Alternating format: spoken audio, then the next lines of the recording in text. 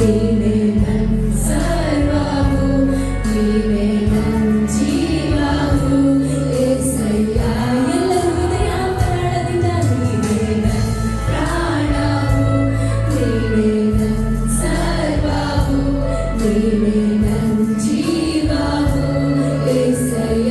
ಇನ್ನೊಂದು ಭಕ್ತಿ ನೀನೇ ನನ್ ಪ್ರಾಣ, ನೀನೇ ನನ್ ಪ್ರಾಣವು, ನೀನೇ ನನ್ ಸರ್ವವು, ನೀನೇ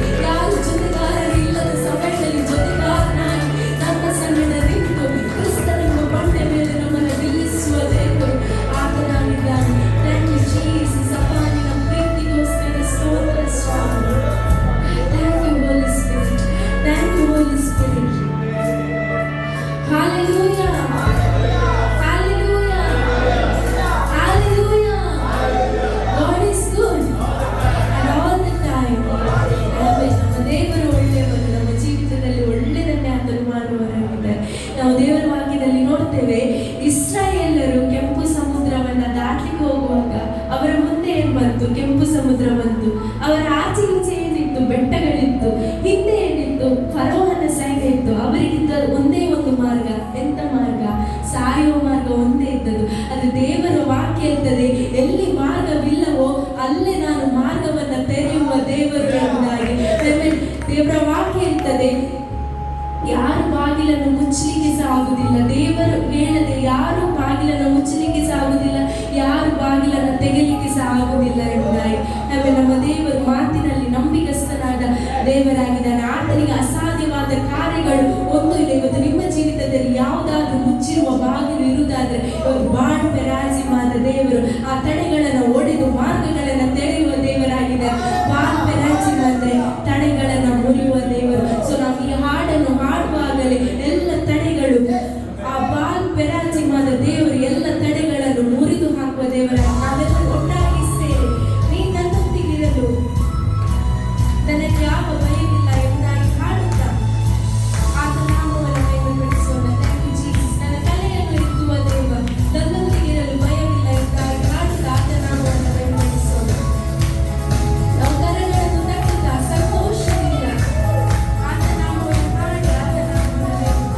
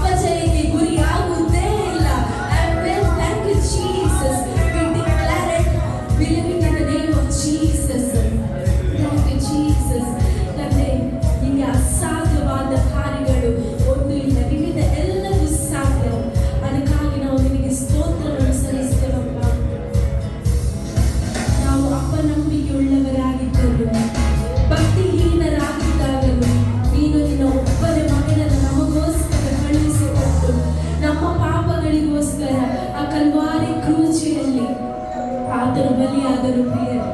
ಅದರಲ್ಲಿ ನಮಗೆ ಅರ್ಥವಾಗ್ತದೆ ಆತನ ಪ್ರೀತಿ ಎಷ್ಟು ದೊಡ್ಡದು ಎಂಬುದಾಗಿ, ಆತನು ನಮ್ಮ ಮೇಲೆ ಎಷ್ಟು ಪ್ರೀತಿಯನ್ನು ಇಟ್ಟಿದ್ದಾನೆ ಎಂಬುದಾಗಿ ನಮಗೆ ಅದರಲ್ಲಿ ಗೊತ್ತಾಗ್ತದೆ. ಇವತ್ತು ಆ ದೇವರಿಗೆ ನಾವು ಹೃದಯಾಂತರಾಳದಿಂದ ಥ್ಯಾಂಕ್ಸ್ ಅನ್ನು ಸಲ್ಲಿಸೋಣ. ಇವತ್ತು ಆ ಪ್ರೀತಿಯ ಉದ್ದ ಅಗಲವನ್ನು ನಾವು ಅರಿತವರಾಗಿದ್ದುಕೊಂಡು ಆತನಿಗೆ ಮನಪೂರ್ವಕವಾಗಿ ಹೃದಯಾಂತರಾಳದಿಂದ ಇವತ್ತು ಸ್ತೋತ್ರವನ್ನು ಸಲ್ಲಿಸೋಣ. Thank you Jesus, thank you Jesus, thank you Holy Spirit. ನಾವು ಕ್ರಿಸ್ತನಲ್ಲಿ ಜಯಶಾಲಿಯಾಗಿದ್ದೇವೆ. ನಮ್ಮೊಳಗಿರುವ ಆತನು ಲೋಕದಲ್ಲಿ ಇರುವ ಆತನಿಗಿಂತ ದೊಡ್ಡವನಾಗಿದ್ದಾನೆ. ನಾವೆಲ್ಲರೂ ಸೇರಿ ಆ ದೇವರನ್ನ ಸಂತೋಷದಿಂದ ಆರಾಧಿಸಿ ಮಹಿಮೆ ಪಡಿಸೋಣ. Thank you, Holy Spirit. Hallelujah.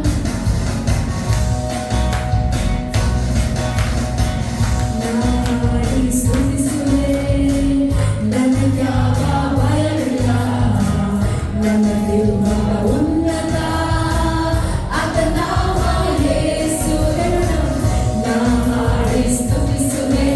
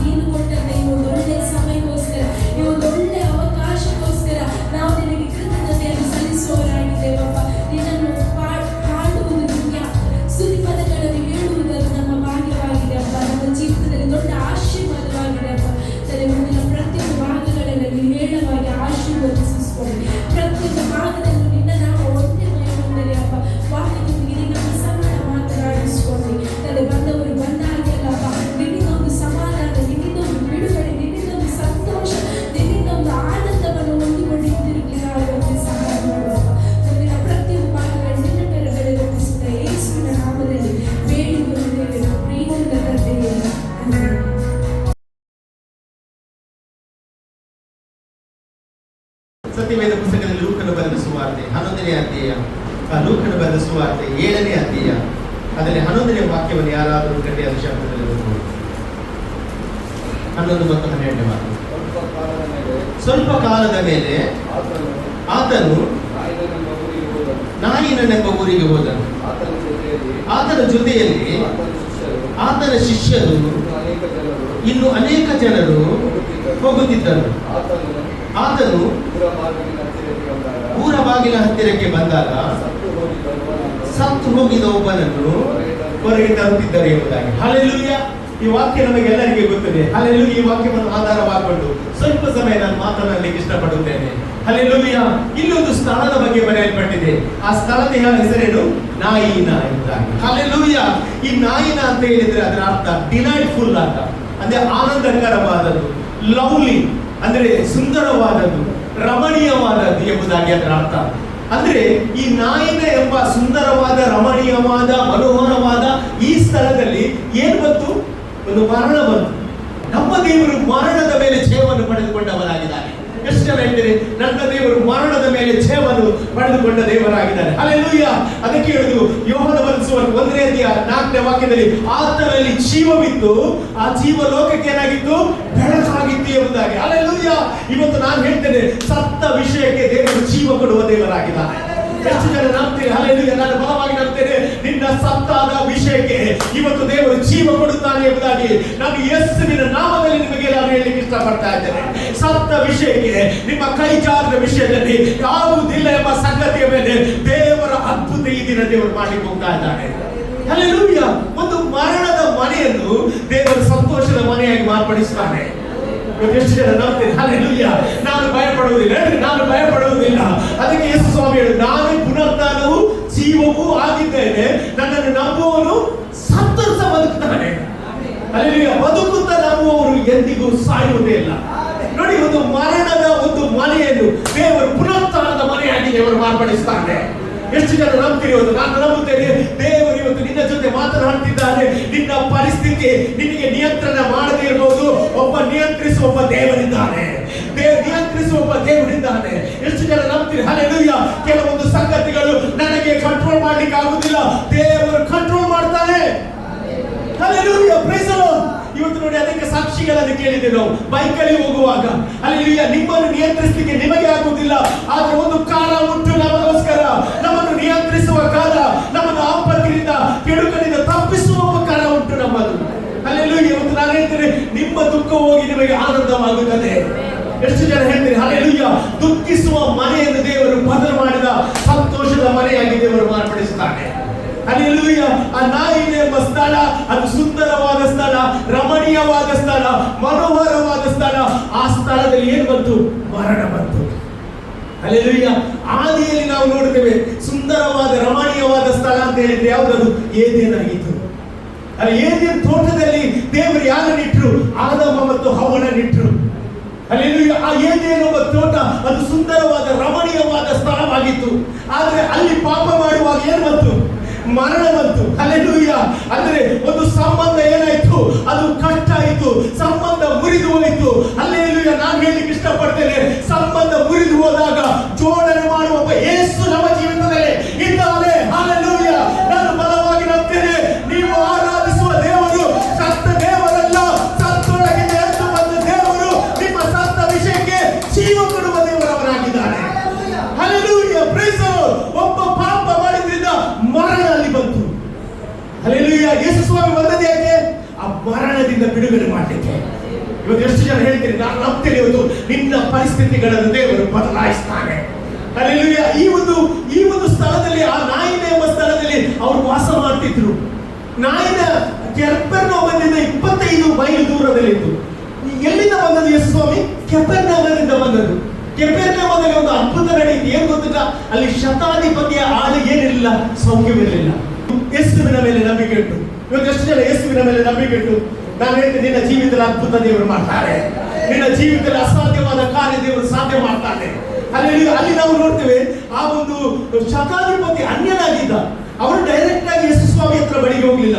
ಒಬ್ಬರು ಯಹೂದ್ಯನ ಹಿರಿಯರನ್ನು ಕಳಿಸಿ ಏನ್ ಹೇಳ್ತಾರೆ ಅಂತ ಹೇಳಿದ್ರೆ, ನನ್ನ ಆಳಿಗೆ ಏನಿಲ್ಲ, ಸೌಖ್ಯವಿಲ್ಲ.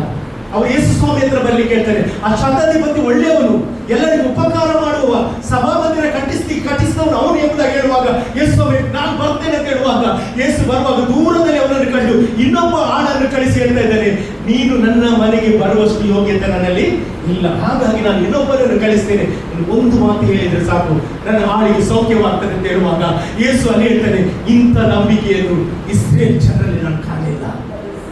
ಎಷ್ಟು ಜನ ನಂಬ್ತೀನಿ, ಸತ್ತ ವಿಷಯಕ್ಕೆ ಜೀವ ಕೊಡ್ತಾನೆ. ಹಲ್ಲೆಲೂಯಾ. ಸತ್ತ ಸಂಗತಿಗಳಿಗೆ ದೇವರು ಜೀವ ಕೊಡ್ತಾನೆ, ಸತ್ತ ಅಂಗಕ್ಕೆ ಜೀವ ಕೊಡ್ತಾನೆ. ಎಷ್ಟು ಜನ ನಂಬ್ತೀರಿ, ನಿನ್ನ ಶರೀರದಲ್ಲಿ ಯಾವ ರೋಗ ಇದ್ರೂ ಸಹ ಅದನ್ನು ಬದಲಾಯಿಸುವ ಯೇಸುವಿನ ಶಕ್ತಿ ಒಂದು ನಿಮ್ಮ ಮಧ್ಯೆ ಬರ್ತದೆ, ಆ ಶಕ್ತಿಯಿಂದ ಬಿಡುಗಡೆ ಆಗ್ತದೆ. ಹಲ್ಲೆಲೂಯಾ. ನಂತರ ನಾವು ನೋಡ್ತೇವೆ ಶತಾಧಿಪತಿಯ ಆಳು ಆ ಗಳಿಗೆಯಲ್ಲಿ ಸೌಖ್ಯವಾಯಿತು ಎಂಬುದಾಗಿ. ನೋಡಿ, ಅದರ ನಂತರ ನಾವು ಸ್ವಲ್ಪ ಸಮಯದ ನಂತರ ನಿಮಗೆ ಕೇಳ್ತದೆ, ಯೇಸು ಸ್ವಾಮಿ ಕೆಫೆರ್ನೌಮಿನಿಂದ 25 ಕಿಲೋಮೀಟರ್ ದೂರದಲ್ಲಿ ವೇಗವಾಗಿ ಬಂದದ್ದು ಎಲ್ಲಿ ಗೊತ್ತುಂಟಾ? ನಾಯಿನ್ ಎಂಬ ಪಟ್ಟಣಕ್ಕೆ. ಯಾಕೆ ಗೊತ್ತುಂಟಾ? ಯೇಸು ಸ್ವಾಮಿ ಗೊತ್ತುಂಟು, ಒಂದು ವಿಧವೆ ಇದ್ದಲ್ಲಿ ಅವಳು ಗಂಡನನ್ನು ಕಳೆದುಕೊಂಡು, ಈಗ ಯಾರನ್ನು ಕಳೆದುಕೊಂಡು ಮಗನನ್ನು ಕಳೆದುಕೊಂಡ. ಸತ್ಯವೇದ ಅವಳಿಗೆ ಒಬ್ಬನೇ ಮಗ. ಹಲ್ಲೆಲೂಯಾ. ನೋಡಿ, ಗಂಡ ಕಳೆದುಕೊಂಡ, ಇದ್ದ ಮಗ ಸತ್ತು ಹೋದಾಗ ಅವಳ ಪರಿಸ್ಥಿತಿ ಯಾವ ರೀತಿಯಲ್ಲಿ ಆಗಬಹುದು ಅದು ಯೋಚಿಸಿ. ನಾನು ಒಂದು ವಿಷಯ ಹೇಳ್ತೇನೆ, ನಿನ್ನ ಪ್ರತಿಯೊಂದು ವಿಷಯ ದೇವರಿಗೆ ಗೊತ್ತುಂಟು. ಎಷ್ಟು ಜನ ನಂಬ್ತೀರಿ? ಹಲ್ಲೆಲೂಯಾ. ನನ್ನ ದೇವರು ತಡ ಮಾಡುವ ದೇವರಲ್ಲ. ಹಲ್ಲೆಲೂಯಾ. ಸ್ವಲ್ಪ ತಡ ಆಗ್ತಿದ್ರೆ ಆ ಡೆಡ್ ಬಾಡಿ ಎಲ್ಲಿಗೆ ಹೋಗ್ತಿತ್ತು? ಸಮಾಧಿಯ ಒಳಗೆ ಹೋಗ್ತಿತ್ತು. ಸಮಾಧಿಗೆ ಹೋಗುವ ಮೊದಲು ಯೇಸು ಊರ ಬಾಗಿಲಿಗೆ ಬರ್ತಾ ಇದ್ದಾನೆ. ಎಷ್ಟು ಜನ ನಂಬ್ತೀರಿ? ನನ್ನ ಜೀವಿತದಲ್ಲಿ ದೇವರು ಅಲ್ಲಿ ಉತ್ತರ ಕೊಡುತ್ತಾನೆ. ಹೇಳಿ, ಉತ್ತರ ಕೊಡುತ್ತಾನೆ. ಇವತ್ತು ಇಲ್ಲಿ ಅನೇಕರಿದ್ದಾರೆ, ಕೆಲವೊಂದು ಪ್ರಾರ್ಥನೆ ವಿಷಯಕ್ಕೆ ಉತ್ತರ ತಡವಾದರೂ ಸಹ ಇವತ್ತು ಯೇಸು ಸ್ವಾಮಿ ಹೇಳ್ತಿದ್ದಾನೆ, ನಾನು ಉತ್ತರಿಸುತ್ತೇನೆ, ನಾನು ಬಿಡುಗಡೆ ಕೊಡ್ತೇನೆ, ನಾನು ಜೀವ ಕೊಡುತ್ತೇನೆ ಎಂಬುದಾಗಿ ಯೇಸು ಸ್ವಾಮಿ ಹೇಳ್ತಾ ಇದ್ದಾನೆ.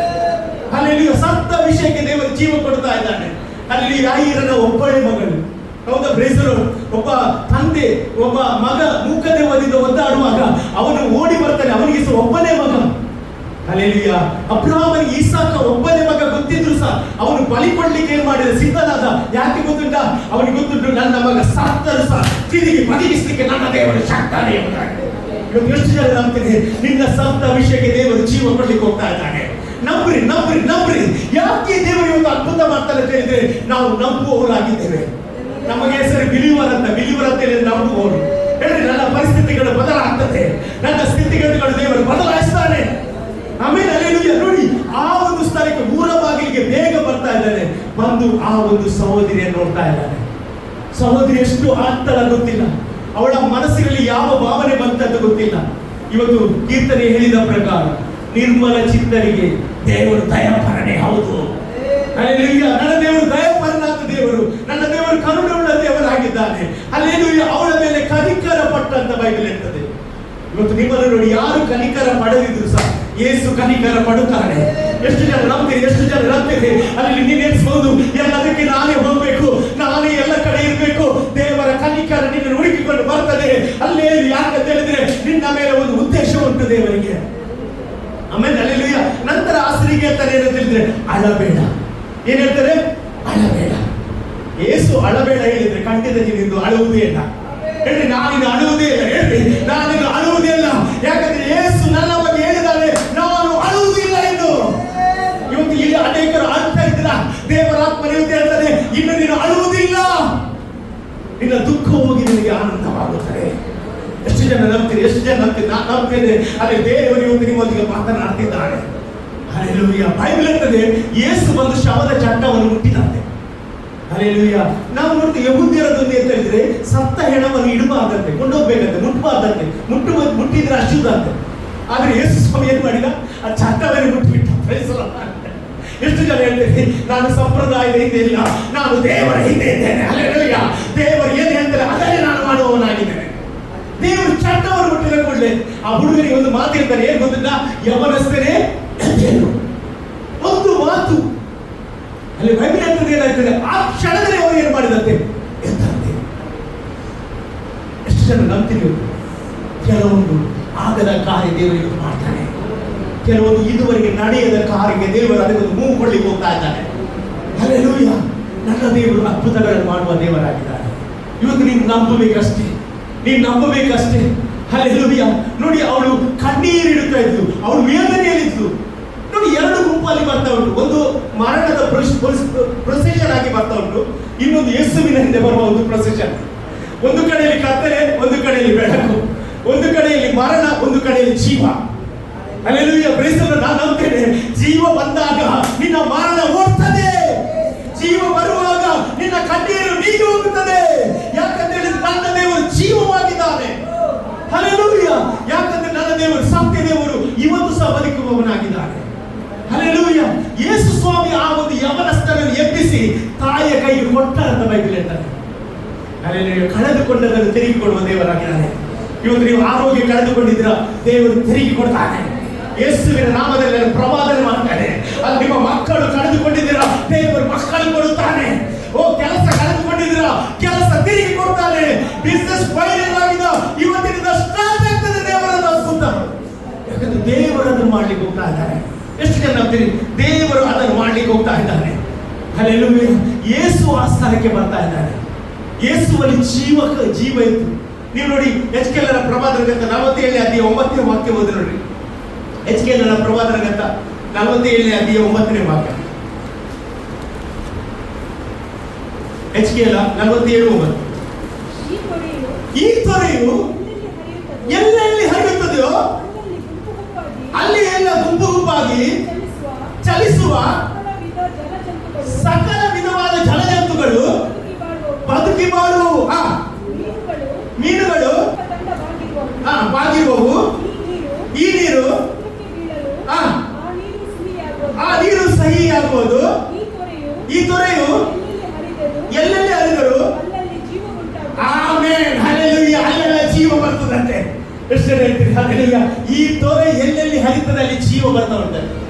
ಸತ್ತ ಮರಣದ ಮನೆ ಹತ್ರ, ಆ ಮರಣದ ಬೋಡಿಗೆ ಈ ತೊರೆ ಬರುವಾಗ ಜೀವ ಬಂತು. Hallelujah, praise the Lord. ನಾನು ಬರವಾಗಿ ಆಗ್ತೇನೆ. ಯೇಸು ಅಷ್ಟು ಅವಸರದಲ್ಲಿ ಬರಬೇಕಾದ್ರೆ ನೋಡಿ, ಆಗಿನ ಕಾಲದಲ್ಲಿ ವೆಹಿಕಲ್ ಇಲ್ಲ. ಒಂದು ದಿನ ಆದ್ರೆ ಬೇಕು 25 ಕಿಲೋಮೀಟರ್ ನಡೆದುಕೊಂಡು ಬಂದಿರ್ಬೋದು, ಅಥವಾ ಕಟ್ಟೆ ಮೇಲೆ ಹೇಗೆ ಬಂದಿದ್ರು ಗೊತ್ತಿಲ್ಲ. ಆದ್ರೆ ಆನ್ ಟೈಮ್ ದೇವರು ಎಲ್ಲಿ ರೀಚ್ ಆಗ್ತಿದ್ದಾರೆ, ಊರ ಬಾಗಿಲಲ್ಲಿ ರೀಚ್ ಆಗ್ತಾ ಇದ್ದಾರೆ. ಎಷ್ಟು ಜನ ಆಗ್ತದೆ? ನಿಮಗೆ ಆನ್ ಟೈಮ್ ಹೆಲ್ಪ್ ದೇವರಿಂದ ಬರ್ತದೆ. ಅಲ್ಲಿ ನೀವು ಡಿಲೇ ಆಗುವುದಿಲ್ಲ, ಎಕ್ಸಾಕ್ಟ್ ಟೈಮ್ ಅಲ್ಲಿ ದೇವರು ಮಾಡುವವನಾಗಿದ್ದಾನೆ. ಹಲ್ಲೆಲೂಯಾ. ನಾನು ಹೇಳಿದೆ, ನಾನು ಏದೇನ್ ತೋಟದಲ್ಲಿ ಒಂದು ಮಗನನ್ನು ಕಳೆದುಕೊಂಡ ಹಾಗೆ. ಹಲ್ಲೆಲೂಯಾ. ಸುಂದರವಾದ ಸ್ಥಳ, ರಮಣೀಯವಾದ ಸ್ಥಳ. ಆ ಒಂದು ಮಗನನ್ನು ಕಳೆದುಕೊಂಡಾಗ ಯೇಸು ಕ್ರಿಸ್ತನ ಮೂಲಕ ದೇವರು ನಮಗೆ ತಿರುಗಿ ಮಕ್ಕಳಾಗುವ ಅಧಿಕಾರವನ್ನು ಕೊಟ್ಟ. ಸತ್ತು ಹೋದ ನಮ್ಮನ್ನು ದೇವರು ಬದುಕಿಸಿದ. ಎಫೆಸರ್ 2:1 ಹೇಳ್ತದೆ ಏನಂತ ಹೇಳಿದ್ರೆ, ನಮ್ಮನ್ನು ಸತ್ತವರಾದ ನಮ್ಮನ್ನು ಕ್ರಿಸ್ತ ಯೇಸುವಿನ ಮೂಲಕ ಬದುಕಿಸಿದಲ್ಲದೆ. ಹಲ್ಲೆಲೂಯಾ. ಇವತ್ತು ನಾನು ಹೇಳಿದೆ, ನಾವು ಸಹ ಸತ್ತವರಾಗಿದ್ದೆವು, ಆದರೆ ಯೇಸು ನಮ್ಮನ್ನು ಬದುಕಿಸಿದ್ದಾನೆ.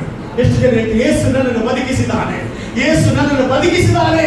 ಹಲ್ಲೆಲೂಯಾ. ಹಾಗಾದ್ರೆ ಇವತ್ತು ಬದುಕಿಸುವುದು ಯಾರು ಅಂತ ಹೇಳಿದ್ರೆ ಯೇಸು ಕ್ರಿಸ್ತನಾಗಿದ್ದಾನೆ. ಎಷ್ಟು ಜನ ಹೇಳ್ತೀರಿ, ನನ್ನ ಪರಿಸ್ಥಿತಿ ಬದಲಾಗ್ತದೆ, ಹೇಳ್ರಿ, ನನ್ನ ಸ್ಥಿತಿ ಬದಲಾಗ್ತದೆ, ನಾನು ಇದ್ದ ಹಾಗೆ ಇರುವುದಿಲ್ಲ. ನನ್ನ ದೇವರು ನನ್ನ ಜೀವಿತದಲ್ಲಿ ಆ ತೊರೆ ಎಲ್ಲೆಲ್ಲಿ ಬರ್ತದೆ ಅಲ್ಲೆಲ್ಲ ಜೀವ ಬರ್ತದೆ ಎಂಬುದಾಗಿ ಹೇಳಿದ ಪ್ರಕಾರ ಯೇಸು ನನ್ನ ಜೀವಿತದಲ್ಲಿ ಬಂದಿದ್ದಾನೆ. ಹಲ್ಲೆಲೂಯಾ. ಆಗ ಅಲ್ಲಿದ್ದವರೆಲ್ಲ ಆಶ್ಚರ್ಯಪಟ್ಟರಂತೆ. ಅಲ್ಲಿ ಒಬ್ಬ ಪ್ರವಾದಿ ಹುಟ್ಟಿದಾನೆ ಎಂಬ ಬೆರಗಾದರಂತ ವಾಕ್ಯ ಹೇಳ್ತದೆ. ನಾನು ಏನ್ ಹೇಳ್ತೇನೆ ಅಂತ ಹೇಳಿದ್ರೆ, ನಿನ್ನನ್ನು ನೋಡಿ ಮುಂದಿನ ದಿವಸದಲ್ಲಿ ಜನರು ಬೆರಗಾಗುವ ಹಾಗೆ ಮಾಡ್ತಾರೆ. ಎಷ್ಟು ಜನ ನಂಬ್ತೀರಿ? ಎಷ್ಟು ಜನ ನಂಬ್ತೀರಿ? ಹಲ್ಲೆಲೂಯಾ. ಯಾಕಂತ ಹೇಳಿದ್ರೆ, ನೀನು ಸತ್ತ ಸ್ಥಿತಿಯಲ್ಲಿ ಇರುವುದಿಲ್ಲ, ಸತ್ತ ಸ್ಥಿತಿ ಬದಲಾಗಿ ನಿನ್ನಲ್ಲೊಂದು ಜೀವ ಬರುವುದನ್ನು ದೇವರು ಕಾಣುವ ಹಾಗೆ ಮಾಡುತ್ತಾನೆ. ನಾವೆಲ್ಲರೂ ದೇವರ ಸಮ್ಮುಖದಲ್ಲಿ ಎದುರಿಲ್ವಾ? ಎಷ್ಟು ಜನ ಈ ವಾಕ್ಯಕ್ಕೋಸ್ಕರ ದೇವರಿಗೆ ಸ್ತೋತ್ರ ಹೇಳ್ತಾ ಇದ್ರಿ? ನಾನು ಬಲವಾಗಿ ನಂಬ್ತೇನೆ, ಇವತ್ತು ದೇವರು ವಾಕ್ಯದ ಮೂಲಕ ಮಾತನಾಡಿದ ಹಾಗೆ ಇವತ್ತು ನನ್ನ ಜೊತೆ ನಿನ್ನ ಜೊತೆ ಆತನು ಮಾತನಾಡಿದ್ದಾನೆ. ಎಷ್ಟು ಜನ ನಂಬ್ತೀರಿ? ಆ ತೊರೆ ಎಲ್ಲೆಲ್ಲಿ ಹರಿಯುತ್ತದೆ ಅಲ್ಲೆಲ್ಲ ಜೀವ ಬರುತ್ತದೆ ಎಂಬುದಾಗಿ. ಪ್ರಿಯರೇ, ಇವತ್ತು ನಾನು ಹೇಳಲಿಕ್ಕೆ ಇಷ್ಟಪಡ್ತಾ ಇದ್ದೇನೆ, ಯೇಸು ನನ್ನ ನಿನ್ನ ಜೀವಿತಕ್ಕೆ ಬಂದದ್ರಿಂದ ನಾನು ಭಯಪಡುವ ಅಗತ್ಯ ಇಲ್ಲ. ನೋಡಿ, ಎಷ್ಟು ದೇವರಿಗೆ ಆ ವಿಧವೆಯ ಮೇಲೆ ಪ್ರೀತಿ ಇತ್ತು. ಆ ವಿಧವೆ ಎಲ್ಲವನ್ನು ಕಳೆದುಕೊಂಡು ಅವಳಿಗೆ ನೋಡಿ ಯಾವ ಆಸರೆ ಸೇರಲಿಲ್ಲ. ಇದ್ದದ್ದು ಒಂದೇ ಆಸರೆ, ಮಗ. ಆ ಮಗ ಕಳೆದು ಹೋದಾಗ ಆ ಮಗನನ್ನು ತಿರುಗಿ ಕೊಡ್ಲಿಕ್ಕೆ ಸಾಧ್ಯ ಆದ್ರೆ, ಇವತ್ತು ನಿನ್ನ ಜೀವಿತದಲ್ಲಿ ಏನು ಕಳೆದುಕೊಂಡಿದ್ದಿ? ಒಂದು ಪಕ್ಷ ಆರೋಗ್ಯವಾಗಿರಬಹುದು, ಒಂದು ಪಕ್ಷ ಆರ್ಥಿಕ ಜೀವಿತವಾಗಿರಬಹುದು, ಒಂದು ಪಕ್ಷ ಹಣ ಆಗಿರಬಹುದು, ಒಂದು ಪಕ್ಷ ಕೆಲಸ ಆಗಿರಬಹುದು, ಒಂದು ಪಕ್ಷ ಸ್ಥಾನವಾಗಿರಬಹುದು. ಯಾವುದು ಕಳೆದುಕೊಂಡ್ರು ಸಹ ತಿರುಗಿ ದೇವರು ಕೊಡ್ಲಿಕ್ಕೆ ಆತನು ಬಂದಿದ್ದಾನೆ. ಮರೆಯಲಾರೆನು ನಿನ್ನ ಪ್ರೀತಿಯ ಸ್ವಾಮಿ, ಬಿಡಲಾರೆನು ಸ್ವಾಮಿ ನಿನ್ನ ಸ್ನೇಹ ಎಂಬುದಾಗಿ ಎಷ್ಟು ಜನ ಹೇಳಲಿಕ್ಕೆ ಇಷ್ಟಪಡ್ತಾ ಇದ್ದಾರೆ. ಥ್ಯಾಂಕ್ ಯು ಲಾರ್ಡ್, ನೀನೇ ನನ್ನ ಪ್ರಾಣವಾಗಿದೆ ಸ್ವಾಮಿ, ನೀನೇ ನನ್ನ ಜೀವವಾಗಿದೆ ಸ್ವಾಮಿ. ಹೆಚ್ಚಿನಲ್ಲಿ ಒಂದು ತೀರ್ಮಾನ ಹೇಳ್ತೇನೆ, ಆ ನಾಯಿನ ಪರಿಸ್ಥಿತಿ ಅದು ಮರಣದ ಪರಿಸ್ಥಿತಿಯಾಗಿತ್ತು. ಸುಂದರವಾದ ಸ್ಥಳ, ಮನೋಹರವಾದ ಸ್ಥಳ, ರಮಣೀಯವಾದ ಸ್ಥಳ, ಹಸಿರುಗಾವಲಾದ ಸ್ಥಳ, ಅಲ್ಲಿ ಮರಣ ವ್ಯಾಪರಿಸುವಾಗ ಅದೇ ಸ್ಥಳವನ್ನು ತಿರುಗಿ ರಮಣೀಯವಾಗಿ ಮಾಡಿದ ದೇವರು ಇವತ್ತು ನಿನ್ನ ಜೀವಿತದಲ್ಲಿ ಏನೇ ಈ ಪರಿಸ್ಥಿತಿಯಲ್ಲಿದ್ರೆ ರಮಣೀಯವಾಗಿ ಅದನ್ನು ಮಾಡುವವನಾಗಿದ್ದಾನೆ.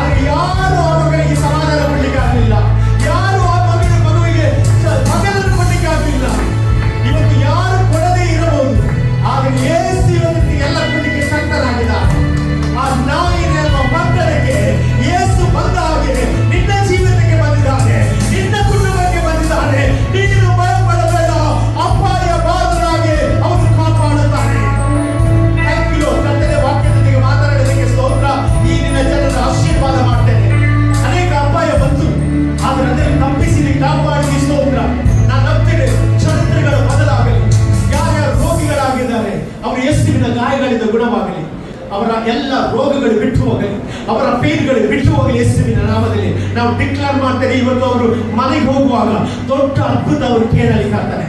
ಅವರು ನಿನ್ನ ಬಳಿಗೆ ಬಂದಿದ್ದಾರೆ, ನೀನು ಅಲ್ಲಿ ಹೋಗುವುದಕ್ಕೆ ಸ್ತೋತ್ರ, ದೊಡ್ಡ ಕಾರ್ಯವನ್ನು ಆ ಕುಟುಂಬದಲ್ಲಿ ಮಾಡುತ್ತಾರೆ. ಇಲ್ಲಿ ಬಂದ ಎಲ್ಲ ಸಾಕ್ಷಿ ಹೇಳಿದ್ದಾರೆ, ಅವರ ಜೀವನ ದೊಡ್ಡ ದೊಡ್ಡ ಅದ್ಭುತಗಳ ಮುಂದಿನ ಸೇರುವಂತೆ ಮಾಡು. ಎಲ್ಲ ಗಾನ, ಎಲ್ಲ ಮಾನ, ಎಲ್ಲ ಮಹಿಮೆ ದೇವರೇ ನಿನಗೊಬ್ಬರಿಗೆ ನಾವು ಸಲ್ಲಿಸ್ತೇವೆ ದೇವರೇ. ಯೇಸುವಿನ ನಾಮದಲ್ಲಿ ಬೀಳುವುದೇ ತಾನೇ. ಆಮೇಲೆ ಹಲ್ಲೆಲೂಯಾ. ಅತ್ಯ ಆಶೀರ್ವಾದ ಪಡೆದುಕೊಳ್ಳೋಣ.